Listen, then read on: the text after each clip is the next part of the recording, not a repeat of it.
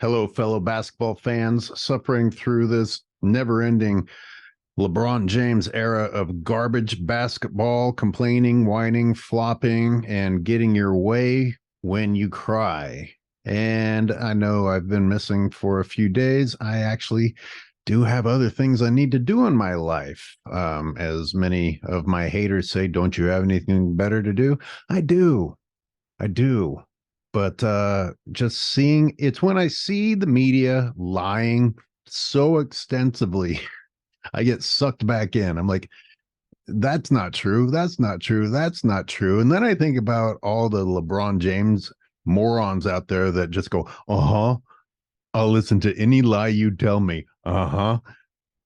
So, and speaking of that, I need to address people that are like, wow, I can't believe you have a channel dedicated to hating on LeBron James. Well, you could call it hating, or you could call it one person trying to shed light on the truth when the entire NBA is dedicated to lying to you. In fact, I would say that I have a virtuous goal, a virtuous channel, because I'm the only one trying to show the truth. And I'm doing it for the sake of my past love for basketball. I can't say that I like the NBA anymore at all. So yeah, I'm angry and I'm hating because the game I love was destroyed. So for all you detectives out there saying that I'm a hater, gee, what gave it away? Was it maybe the name of my fucking channel? I'm not a big believer in Ja Morant, and I looked at his box score almost the first thing because the Grizzlies play better without him a lot of times, as weird as that may be. And I see his shooting percentage, and it's about on LeBron James's average, 33.3%. Piss. Having to make layups and going 1 for 6 from three. LeBron went 1 for 7 from three. Why that moron keeps chucking up shots when you know what? I can't pretend I don't know. It's because of his ego and because no one can tell him no. And the script of the NBA is to have this team of talent carry him while you're all lied to and convinced that it was, in fact, LeBron James doing the hard work. But before we get to his terrible shooting, I have to point out that he did the stupid, egotistical look at what a great shooter I am. He went 1 for 7. He went 1 for 7. You don't get to do shit like that. Like give yourself props and talk about what a great shooter you are when you shoot 1 for 7. Obviously, you do get to do that. Everyone does it now. The worst people on the court just talk shit nonstop. More symptoms of the LeBron James era of basketball. Everything I just said is typical. Nothing weird about that. What was atypical was seeing LeBron's 20 rebounds. And because LeBron James basically takes a nap on the basketball court, I was like, no, something's wrong here. So I'm breaking everything horrible about LeBron's game 4 down into sections. And we're going to start with the rebounds. First of all, I don't count 20. Even by the NBA's list, I'm not counting 20. I'm counting 17. But, we'll get to that. Let's look at what's actually happening with these rebounds. And it'd be very interesting while they're glorifying the 22 points and 20 rebounds. I'm not hearing much about Jokic's 28 points, 17 rebounds, and 12 assists. I am sure I would rather have Jokic's 17 rebounds than LeBron's 20. And here's why. What was that? Okay. That's his first rebound. This gets extra interesting for multiple reasons. I dig into the NBA rule book. We're going to come back to this a little bit later. The teammate basically tipped the ball to LeBron James. In fact, he dribbled it off the floor and allowed LeBron James to grab it. Vanderbilt should have been credited with the rebound in this case, and I will prove that to you later. Oh my, LeBron, how did you ever pull that down? Incredible. What a box out. Who's there to beat out? Who's he out competing for these rebounds? Oh, there's Davis tipping it right to LeBron. I mean, Davis gets the credit for that. Come on. Davis gets credit for that. And this will come back. This is interesting. This comes back. There's another one. Just hit straight to LeBron's hands. There's another one right into LeBron's hands. Not anyone challenging him. Not even the slightest challenge for that rebound. I'm not saying if he was on my team, I wouldn't want him to end up with the ball, but I'm not sure why you're impressed. This is just landing in the dude's outstretched arms. Once again, that just fell in his lap. I mean, he caught that at groin level. Watch this one. Gee, LeBron, how did you ever get that rebound after resting underneath the rim and playing zero defense? This almost looks like it's a replay of the previous play, but no, it's another play. Again, like there's no one else there.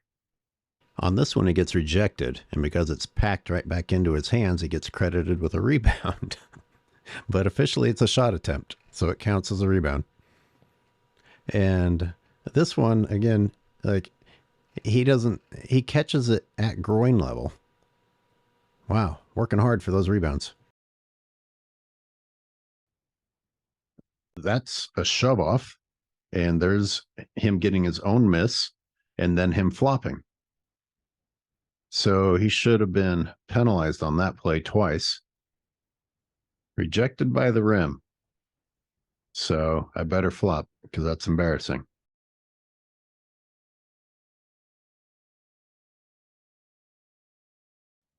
Okay, again, another tip counted as a rebound.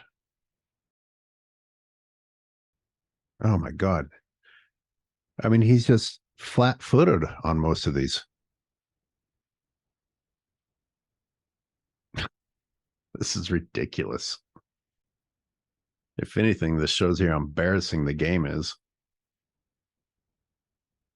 Again, getting his own miss.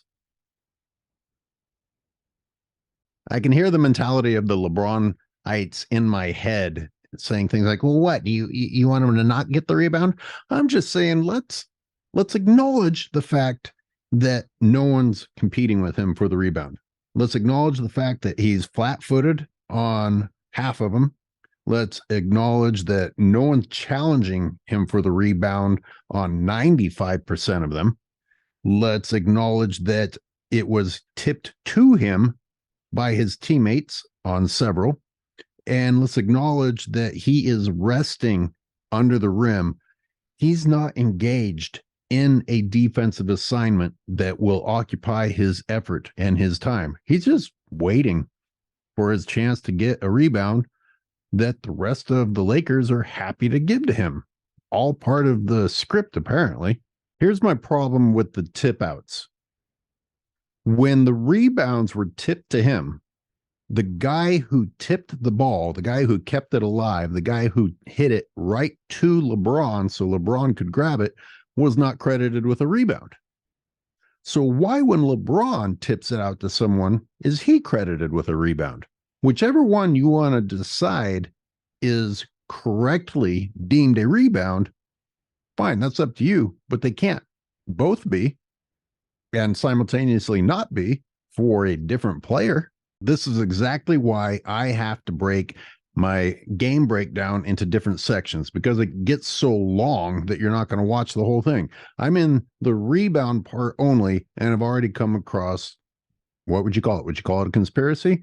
This is the NBA defying its own rules, as I have found on their website, in order to pad LeBron James's stats. What does this say on NBA.com? I'm reading from the NBA's website. An individual rebound is credited each time a player retrieves a live ball or purposefully taps a live ball to a teammate immediately following a missed field goal attempt. So I guess LeBron James getting packed before he even gets the ball to the rim still counts as a shot attempt, So, as embarrassing as it is, him catching the ball after his shot is slapped back into his face. Okay, I guess that one's a rebound. But the NBA's website goes on to clarify the difference between a tip as a rebound or a possession as a rebound. Here's an example of Sabonis intentionally tapping a rebound to his teammate. Here it is from another angle. Again, this is from the NBA video rulebook, NBA.com's video rulebook. It is their example chosen to show us that should be credited as a rebound. Now, getting nitpicky, here's an example where it was a tap out, but they deemed it not intentionally tapped to that specific player. But I go and look at the Laker Grizzlies game, and LeBron James taps out the ball. LeBron's tap counts as a rebound. D'Angelo Russell catching it and shooting it does not count as a rebound. I double checked. Russell was only credited with 1 rebound in the game, and this was not it.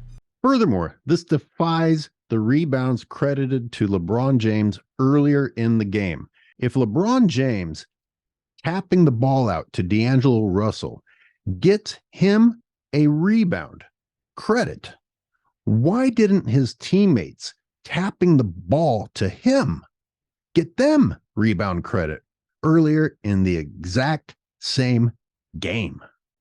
Some people will argue whether there was intent with the tap. Okay, well, let's be thorough then. Are you telling me that this tap that ended up in Russell's hands was intentional, but when Vanderbilt got control and then just let LeBron have it, that wasn't intentional? Or this tap that was aimed at LeBron James and ended up in his hands wasn't? I mean, they are literally changing the rules play by play to help LeBron. So you can see this is turning into a mess already. I'm only in the first segment of my multi-segment breakdown of the garbage of game 4, and you can see where this is heading. And this is going to take forever. That's why I'm breaking it down into multiple sections. But you can see the amount of BS that is involved in the NBA's fake promotion of this guy.